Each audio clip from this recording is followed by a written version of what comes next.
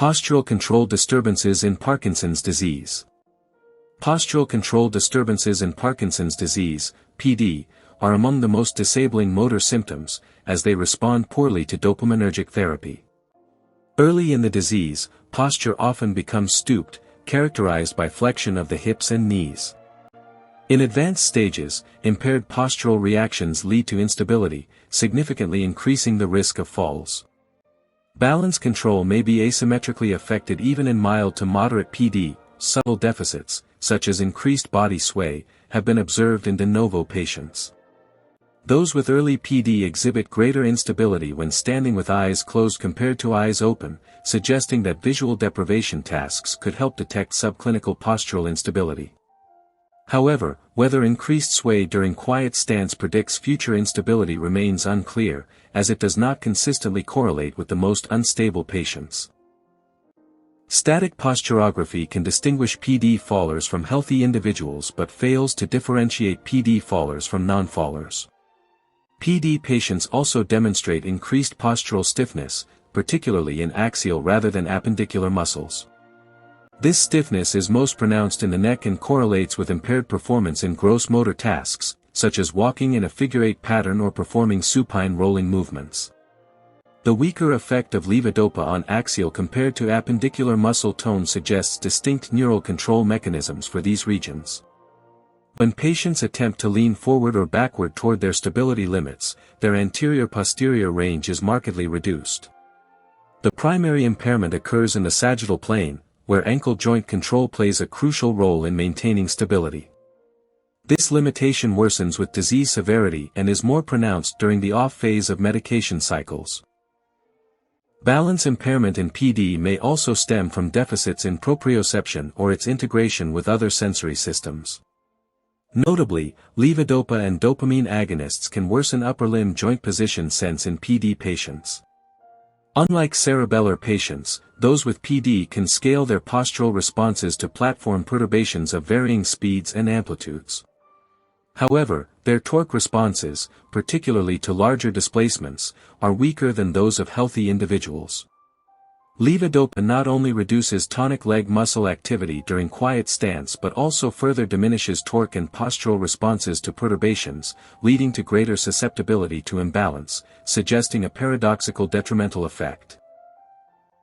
PD patients are particularly prone to backward balance loss, and their postural responses to upward platform tilts are abnormal. While the stretched soleus muscle shows exaggerated responses, the shortened tibialis anterior exhibits reduced or delayed activation, contributing to backward falls. These abnormalities are more evident in the off phase, whereas medicated patients in the on phase display responses similar to healthy subjects.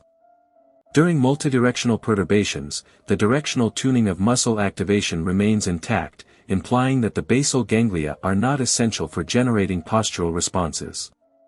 However, earlier and exaggerated antagonist muscle coactivation leads to stiffness, which may increase fall risk. PD patients struggle with adaptive adjustments in balance control. For instance, they have difficulty modulating responses to perturbations based on postural stabilization demands. Specifically, they fail to appropriately reduce tibialis anterior responses to downward platform tilts when holding a support frame. This deficit correlates with disease severity and can appear even in early PD. Impaired coordination between posture and movement is another hallmark of PD, with reduced anticipatory postural adjustments, APAs. This may represent an adaptive strategy, as slower voluntary movements generate smaller postural disturbances, potentially reducing the need for APAs. During tasks like rising onto toes, patients exhibit delayed and diminished transitions between postural, tibialis anterior, and voluntary, gastrocnemius, activation. Dopaminergic therapy improves the timing and magnitude of these components, suggesting APAs are under dopaminergic control. PD patients also display greater asymmetry in both anticipatory and reactive balance control, implying shared pathophysiological mechanisms.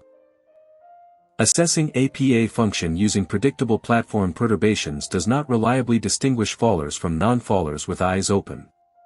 However, with eyes closed, fallers exhibit larger body displacements, indicating impaired APA generation.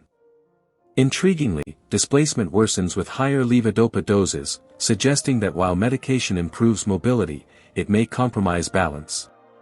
Finally, PD patients show delayed adaptation to repeated sinusoidal platform perturbations. Healthy subjects quickly adjust tibialis anterior EMG activity within a few cycles, whereas patients adapt more slowly. Body displacement during perturbations is also larger in PD, with similarly sluggish adaptation, likely due to known deficits in set shifting abilities.